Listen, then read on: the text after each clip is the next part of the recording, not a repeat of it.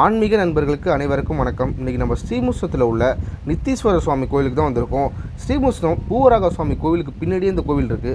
இந்த கோவில் இருக்கிறதே நிறைய பேருக்கு தெரியாமே இருக்குது. இந்த கோவில் மோஸ்ட்லி வரவங்க எல்லாருமே நித்தீஸ்வரர் சுவாமி கோவிலுக்கு வரதில்லை, எல்லாம் பூவராக சுவாமி கோவிலுக்கு போயிட்டு அப்படியே எல்லாம் கிளம்பிடுறாங்க. இப்படி ஒரு கோவில் இருக்குன்னே நிறைய பேருக்கு தெரியாமல் இருக்குது. இந்த மாதிரி ஆன்மீக சம்மந்தப்பட்ட வீடியோக்கள் பழங்காலத்து கோவிலில் நீங்கள் பார்க்கணும்னு நினச்சிங்கன்னா மறக்காமல் நம்ம சேனலை சப்ஸ்கிரைப் பண்ணி வச்சுங்க. அதுக்கப்புறம் கீழே இருக்கிற பெல் பட்டனையும் ஆல் கிளிக் பண்ணி வச்சுங்க.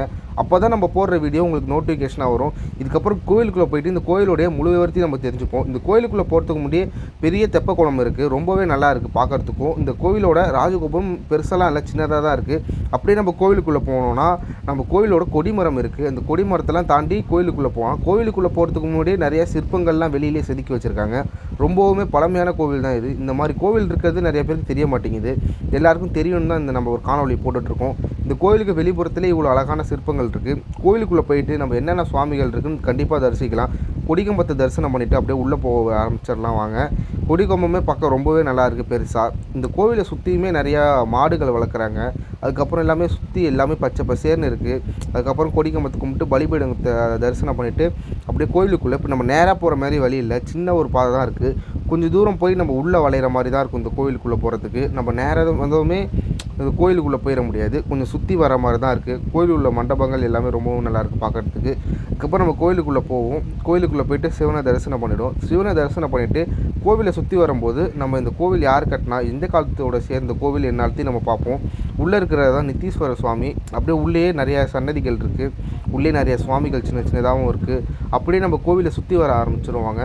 இந்த கோவில் ரொம்பவுமே பழமை வாய்ந்த கோவில். இது 9ஆம் நூற்றாண்டு 10ஆம் நூற்றாண்டு வரை, அதாவது குலோத்துங்க சோழன் 1070 1120க்கு முன் இருக்கிறப்பட்ட கல்வெட்டுகள் இங்கே நிறையவே இருக்குது. ரொம்பவுமே பழமையான கல்வெட்டுகள் இருக்குது. அதாவது குலோத்துங்க சோழன் 30ஆம் ஆண்டு ஆட்சி சேர்ந்த காலத்தில் இருக்கிற கல்வெட்டுகள் நிறையவே இருக்குது. இந்த பூவராக சுவாமி கோவிலை பற்றியும் நிறையவே இந்த கோவிலில் கல்வெட்டுகள் இருக்குது. அதுமாரி இந்த கோவிலை பற்றியும் பூவராக சுவாமி கோவிலையும் நிறைய கல்வெட்டுகள் இருக்குது. இந்த கோவில் பின்புறம் நிறைய சாமி சிலைகள் இருக்குது. விநாயகர் சிலையெல்லாம் ரொம்பவுமே பழமையான சிலைகளாக இருக்குது. அப்புறம் சிவன் பார்வதி இருக்கிற மாதிரி சிலைகள் நிறையாவே இருக்குது. இங்கே பாருங்கள், நீங்களே பாருங்கள் எவ்வளோ நிறைய சிலைகள்லாம் இருக்குன்ட்டு. கோவில் பின்புறம் இருக்குது. அதுக்கப்புறம் நிறைய சிலைகள் இருக்குது. நீங்களே பாருங்கள், சின்ன சின்ன சிலைகள் எல்லாமே இருக்குது. இங்கே பாருங்கள், ரொம்பவே அழகாக இருக்குது இந்த சிலைகள்லாம் பார்க்க. அந்த சிலைகளுக்கு கீழே நிறைய கல்வெட்டுகள் இருக்குது. ரொம்பவே அழகாக இருக்குது. நிறைய முனிவர்கள் சிலையெல்லாம் இருக்குது. இந்த கோவிலை ஃபுல்லாக சுற்றி வந்தீங்கன்னா உங்களுக்கு ரொம்பவே நல்லாயிருக்கும் பார்க்குறதுக்கு. அவ்வளோ கல்வெட்டுகள் இருக்குது. நீங்கள் பொறுமையாக டைம் ஸ்பெண்ட் பண்ணிட்டு போகலாம்.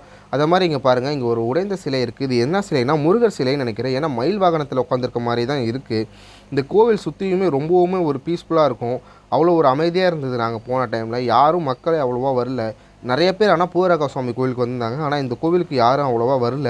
நாங்கள் போன டைமில் கும்பலே இல்லை. நாங்கள் அப்படியே சாமியை நல்லா பொறுமையாக கும்பிட்டு பொறுமையாக தரிசனம் பண்ணிட்டு வந்தோம். நீங்களும் வந்தீங்கன்னா இங்கே நிறையா சிற்பங்கள் சிலைகள்லாம் நிறைய இது கோயிலுக்குள்ளே வச்சு பூட்டியிருக்காங்க. இங்கே கிடைத்த சிலைகள் நிறையா, அது எல்லாமே பாதுகாப்பு பண்ணி வச்சுருக்காங்க. யாரும் கிட்டக்க போய் பார்க்க முடியாது. இந்த சைடில் ஒரு வழி இருக்குது, போய் கூட பார்க்கலாம். நிறைய சிலைகள்லாம் இருக்குது.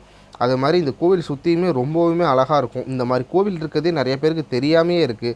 இந்த கோவிலெலாம் எல்லாருமே போய் அறிஞ்சு எல்லாருமே போய் பார்த்து தரிசனம் பண்ணணும். அது இல்லாமல் இங்கே பின்னாடி பாருங்கள், சிவபெருமான் இருக்கார். அந்த லிங்கத்தில் இருக்கிற மாதிரிலாம் ரொம்பவுமே அழகாக இருக்குது இந்த கோவிலில் சிலைகள். இந்த கோவில் முழுக்கவுமே நிறைய சிலைகள்லாம் இருக்குது. அதுக்கப்புறம் நம்ம கோவில் உட்பிரகாரத்தை தான் நம்ம சுற்றி வந்துட்டுருக்கோம். இந்த கோவில் வெளிப்பிரகாரம் இருக்குது. வெளிப்பிரகாரத்தில் நிறைய சன்னதிகள்லாம் இருக்குது.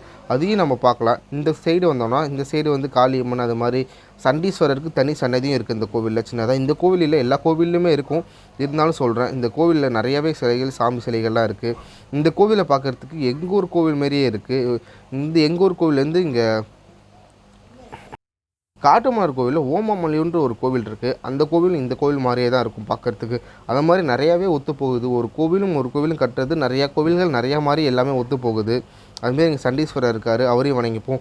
இங்கே ஏதோ ஒரு சிலைகள் இருந்திருக்கு, அது என்ன சிலைன்னு தெரியல, வெறும் பாறை மட்டும் இருக்கிற மாதிரி இருக்குது. ரொம்ப பிரம்மாண்டமாக சண்டீஸ்வரர் எல்லோரும் வணங்கிக்கிங்க.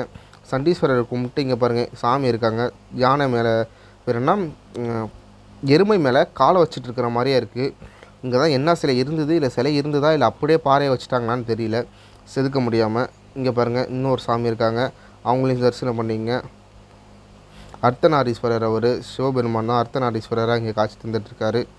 இதுமாரி இந்த கோவிலை சுற்றியுமே ரொம்பவே அழகாக இருக்கும். நீட்டாக பண்ணி வச்சுருக்காங்க, சுத்தம் பண்ணியும் வச்சுருக்காங்க அழகாக. இந்த கோவில் இப்போ நம்ம சுற்றி முடிச்சுட்டு இந்த கிணறுலாம் பார்த்துட்டோம். இப்போ இதெல்லாம் முடிச்சு நம்ம கோவில் வெளிப்பிரகாரத்துக்கு போயிட்டோம்னா இன்னமுமே அழகாக இருக்கும். இப்போ நம்ம வெளி பிரகாரத்துக்கு போகலாம். அதுக்கு முன்னாடி இங்கே இருக்கிற சாமி நவகிரகங்கள் தோஷங்கள்லாம் தீர்க்கணும்னா இந்த கோயிலுக்கு நிறைய பேர் வராங்க. நவகிரகத்தை எல்லாருமே தரிசனம் பண்ணிங்க. நானுமே அப்படி தரிசனம் பண்ணிட்டு அப்படியே போயிட்டுருக்கேன். இங்கே நவகிரக தோஷம் அதுக்கப்புறமா இந்த நாக தோஷம் இருக்கிறவங்க நிறைய பேர் இந்த கோயிலுக்கு வந்து வழிபட்டால் தீர்வுன்னு சொல்லியிருக்காங்க. அதுமாரி நிறையா தோஷம் தீர்றதுக்கு இந்த கோவிலில் சொன்னாங்க. அப்படியே நவகிரகத்தை சந்திச்சுட்டு அப்படியே நம்ம கோவிலில் இங்கே இருக்கிற சாமி எல்லாத்தையுமே தரிசனம் பண்ணிவிட்டு இதுக்கப்புறம் நம்ம கோவிலுக்கு வெளியில் போயிடும். வெளியிலனா கோவில் வெளிப்பிரகாரத்துலேயும் நிறைய சன்னதிகள் இருக்குது. இங்கே நிறைய மாடு வளர்க்குறாங்க இந்த கோவிலில். ரொம்பவே நல்லாயிருக்கும். அதுவும் இல்லாமல் பார்க்குறதுக்கு இந்த கோவிலை சுற்றி எல்லாமே கருங்கல் சுவரால் எழுப்பியிருக்காங்க. ரொம்ப காலத்துக்கு முன்னாடி கட்டின கருங்கல் சுவர்கள் எல்லாமே. இப்போ நம்ம கோவில் பின்புறம் போயிட்டுருக்கோம். அதுவும் இல்லாமல் இங்கே மழை பெய்கிற தண்ணி எல்லாமே சேமித்து இந்த கோவில் வெளியில் பார்த்தோம் இல்லையா தெப்பக்குளம், அந்த குளத்தில் வந்து எல்லா தண்ணீருமே வந்து சேருது. ரொம்பவே அழகான ஒரு டெக்னிக் அது. கோவிலில் சுற்றி மழை பெஞ்சாலும் தண்ணி இருந்தாலும் இந்த 4 இடத்துலையுமே அதுமாரி அழகாக இது பண்ணி வச்சுருக்காங்க. அது எல்லாமே வந்து கோவில் குளத்தில் வந்து சேகரிக்கிறாங்க. ரொம்பவுமே அது வந்து ஒரு அற்புதமான விஷயம். இந்த மாதிரி எல்லா இடத்துலையும் பண்ணால். இப்போ நம்ம கோவிலுக்கு பின்னாடி இது ஒரு தனி சன்னதியாகவே இருக்குது. இங்கே நிறைய பெரிய பெரிய மரங்கள்லாம் இருக்குது. ரொம்பவுமே அழகாக இருக்குது இந்த மரங்கள்லாம் பார்க்குறதுக்கு.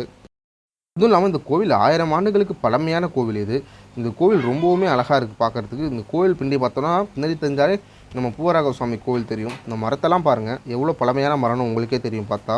இங்கே ஒவ்வொரு சாமிக்கும் ஒவ்வொரு சன்னதிகள் இருக்குது. இங்கே அதுவும் இல்லாமல் இங்கே பாருங்கள் நந்தி சிலை இருக்குது. உள்ளேயும் சாமி இருக்காங்க. நம்ம அவங்களையும் தரிசனம் பண்ணோம். வாங்க.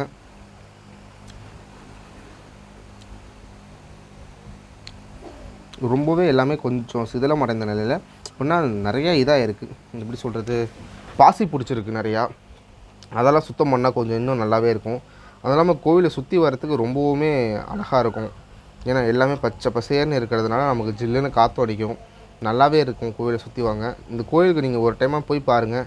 அனைவருக்கும் பிடிச்சிடும் இந்த கோவில். ஏன்னா அவ்வளோ ஒரு நல்ல ஒரு சூழ்நிலையில் இருக்குது. இந்த சன்னதி கும்பிட்டு அடுத்த சன்னதிக்கு போவாங்க. ரொம்பவே நல்லா நீட்டாக பண்ணி வச்சுருக்காங்க. நடக்கிற பாதெல்லாம் அப்பப்போ சுத்தம் பண்ணியிருக்காங்க. ரொம்பவே நீட்டாகவும் இருக்காதும். நம்ம இப்போ கோயிலில் வந்து வெளியில் வந்துட்டோம். நான் சொல்லியிருந்தாலும் இந்த தண்ணி போடுறது அது இந்த வழி தான். இது 4 சைடுமே இருக்குது. ரொம்பவுமே நல்லா இருக்காது. ஏன்னா தண்ணி எல்லாமே இங்கே வேஸ்ட்டாக போகாமல் இந்த தண்ணிலாம் குளத்துக்கு போய் சேருது. அதுவும் கடைசியில் நான் போட்டிருக்கேன் பாருங்கள். இது வந்து முருகர் சன்னதி. இந்த வெளியில் ஒரு முருகர் சிலை உடைந்திருந்ததில் அதுக்கு முன்னாடி செஞ்சது போல். இங்கே நாகம்மா இருக்காங்க. எல்லாமே வந்து தானாகவே இங்கே நாகம்மா இருக்காங்க. எல்லாமே வந்து தானாகவே எழுந்து வந்த புத்து தான் அது. இங்கே வந்து வள்ளி தெய்வானையும் முருகரும் இருக்காங்க. அப்படி நம்ம இந்த கோவிலையும் சுற்றி வந்துடும். கோயிலை சுற்றி ஃபுல்லாகவே எல்லாமே கருங்கல் சுவரால் அமைச்சிருக்கு. நீங்கள் பாருங்கள் எவ்வளோ இதாக இருக்குன்ட்டு. இதெல்லாம் எப்போ கட்டின கோவில் 1000 வருஷத்துக்கு மேலே பழமையாக இருக்குது. அதுவும் இல்லாமல் சின்ன ஒரு வழி இருந்துச்சு. அந்த வழியில் போயிட்டோம்.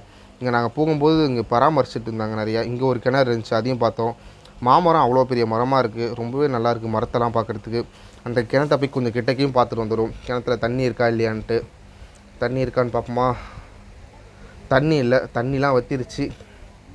கோவில் பின்புறம் போயிட்டுருக்கோம். இப்போ நாங்கள் இந்த மாதிரி எல்லாமே மாதம் ஒரு டைம் பண்ணிடுவாங்க போல். ஏன்னா நடக்கிற வழிபாதை அதையும் முடிச்சுட்டு நம்ம இன்னும் சன்னதி இருக்குது, அதையும் பார்ப்போம். இப்போ கோயிலை சுற்றி வந்துட்டுருக்கோம். இதில் தான் தண்ணிலாம் போய் அங்கே வந்து குளத்தில் சேரும். கோயில் அப்படியே போயிட்டுருக்கோம். பின்புறத்தை அப்படியே பார்த்துட்டு கோயிலை சுற்றியுமே கருங்கல் சுவர்கள் தான் இது வரையும் பண்ணியிருக்காங்க. பெரிய சுவர்கள் அதுவும் இல்லாமல் ரொம்பவே சிறப்புமிக்க ஒரு சிவஸ்தலம் இது. இந்த ஸ்தலத்தெல்லாம் எல்லாருமே மிஸ் பண்ணிடுறாங்க பார்க்க முடியாமல்.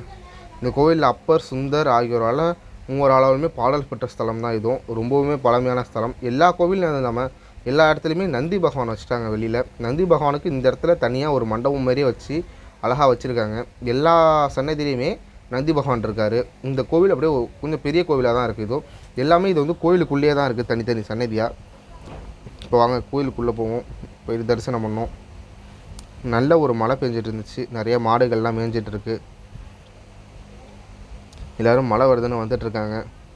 அது இல்லாமல் இந்த கோவிலில் வந்து நாகலிங்க மரமும் இருக்குது. மழை பெஞ்சிட்டு இருக்கும்போது பக்கத்துக்கு ரொம்பவே அழகாக இருக்குது. உள்ளே குடி தண்ணீர் வசதி எல்லாமே நல்லா இருக்குது பார்க்குறதுக்கு. மழை பெஞ்சிட்ருக்கு. நல்ல மழை அன்றைக்கி கோவிலை சுற்றி வரும்போது. நல்ல ஒரு இயற்கையான சூழ்நிலை. நாகலிங்க பூ மரம் இருக்குன்னு அது இங்கே தான். கோயிலை சுற்றி அது இல்லாமல் நிறைய கிணறுகளும் இருக்குது. ஒரு 3 கிணறுகள் இருக்குது கோயிலுக்குள்ளேயே. நாகலிங்க மரமும் இருக்குது. நல்ல பெரிய மரம் அது. நாகலிங்க பூலாம் இருந்துச்சு. நாங்கள் ஆளுக்கு ஒன்று பிச்சு சாமிக்கிட்ட வச்சு சாமி கும்பிட்டோம். ரொம்பவே சந்தோஷமாக இருந்துச்சு. கிணறுகள் நிறையாவே இருக்குது. அது இல்லாமல் நிறைய மாடுகள் வளர்க்குறாங்க. இங்கே மாடுகளுக்கு இங்கே நிறைய பில்கள் இருக்குது. வெளியிலலாம் எங்கேயும் விடணும்னு அவசியமும் இல்லை. இந்த கிணறுல தண்ணி இருக்குது, கொஞ்சோண்டு இருக்குது அடியில். பார்க்குறதுக்கே எவ்வளோ அழகாக இருக்குது இந்த கோவில். ரொம்பவே ஒரு நல்ல கோவில் இது. இந்த கோவிலை மிஸ் பண்ணாமல் போய் எல்லோரும் பாருங்கள். உங்கள் எல்லாருக்குமே இந்த கோவில் பிடிக்கும். இந்த சிவனை தரிசனம் பண்ணிட்டு வாங்க. ரொம்பவுமே ஒரு சிறப்புமிக்க ஒரு சிவஸ்தலம் இது. ஓம் நம சிவாய.